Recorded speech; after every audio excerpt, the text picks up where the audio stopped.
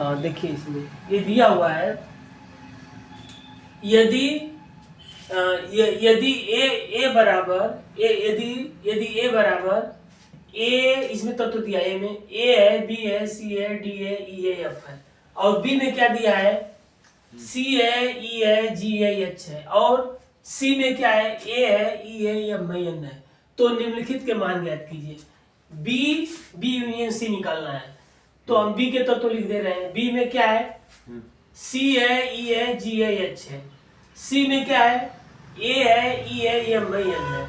अब B union सी निकाल रहे हैं तो देख लेंगे, ए पहले कंसीडर करेंगे, ए लिखेंगे, फिर इसमें देखेंगे सी है, सी लिख दिए, फिर ई है, ई लिख दिया गया, फिर जी लिख दिया गया, फिर एच लिख दिया गया, फिर एम एन। तो बी यूनियन सी क्या हो जाएगा, ए सी ई जी एच एम एन।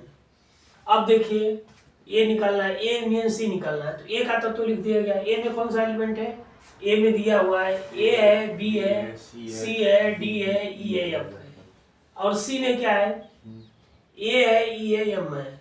अब ए यूनियन सी निकालने के लिए ए देखेंगे, ए यहाँ है, ए बी है, बी इसमें नहीं है, फिर भी बी लिखा जाएगा। सी इसमें है, इसमें नहीं है, फिर भी सी।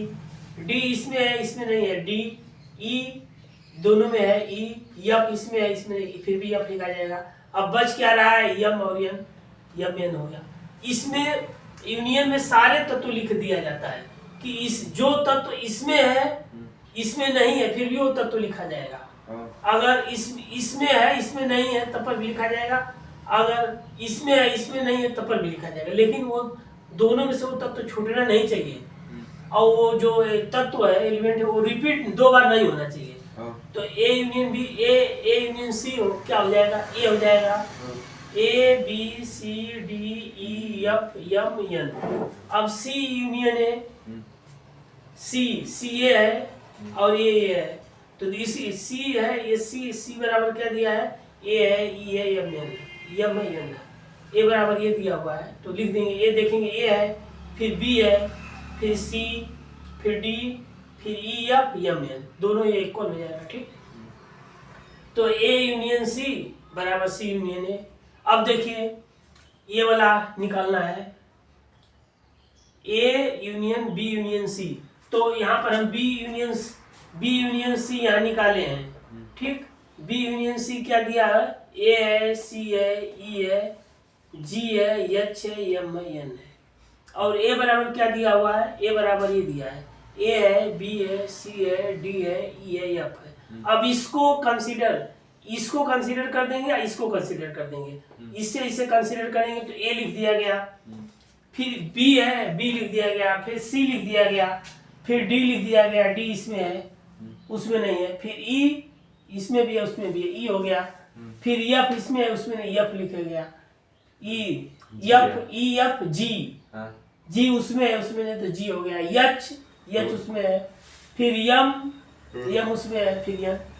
अब ये क्रम से लिख दिया गया। अल्फाबेट में देखते हैं कि ए है, बी है, लेकिन देखा जाता है कि दोनों में है कि नहीं है, या दोनों में नहीं, एक में होना चाहिए, तब वो यूनियन हो जाएगा। अगर इंटरसेक्शन निकालेंगे तो दोनों में रहना चाहिए। तो शुरू से देख लिया जाता है, क्रम से, अल्फाबेट से।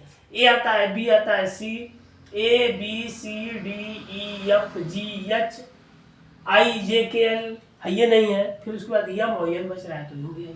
ठीक, तो इस तरीके से यूनियन में देखा जाता है कि दोनों में से किसी में होना चाहिए, चाहे ए में होना चाहिए, चाहे बी यूनियन सी में होना चाहिए, लेकिन वो तत्व 2 बार नहीं लिखा। इसमें कोई ऐसा तत्व बताइए कि 2 बार हो। ये देखिए एक ही बार है, कहीं और दिखाई दे रहा है, ये नहीं दिखाई दे रहा है। बी एक ही बार है, बी दूसरी जगह कहीं नहीं है, देखा जाता है। सी यहीं पर है और कहीं नहीं है, डी एक ही जगह है, इसमें और कहीं डी नहीं है, ई यहीं है और कहीं नहीं है, नहीं तो गलत हो जाएगा।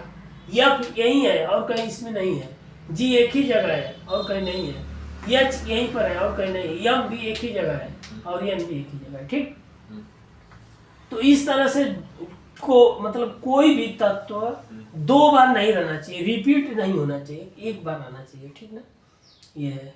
तो इस तरीके से क्या निकल गया, बी यूनियन सी निकल गया, ए यूनियन सी निकल गया, सी यूनियन ए निकल गया, और A union B union C. इसको क्वेश्चन में भी कर सकते हैं, तो कोई दिक्कत नहीं ऐसे भी, ठीक ना। इस इतने का मान निकालेंगे, तब उसके बाद इसको ले लेंगे इतना का निकाल करके, या इतने का निकाल करके फिर इसको कर देंगे, तो ये नहीं हो पाएगा, क्योंकि हाँ नहीं हो जाएगा ये इतना करके आप फिर इसको कोष्टक कर देंगे, फिर इसको कर लेंगे, इसको ले लेंगे, ठीक ठीक है सर इसमें पानी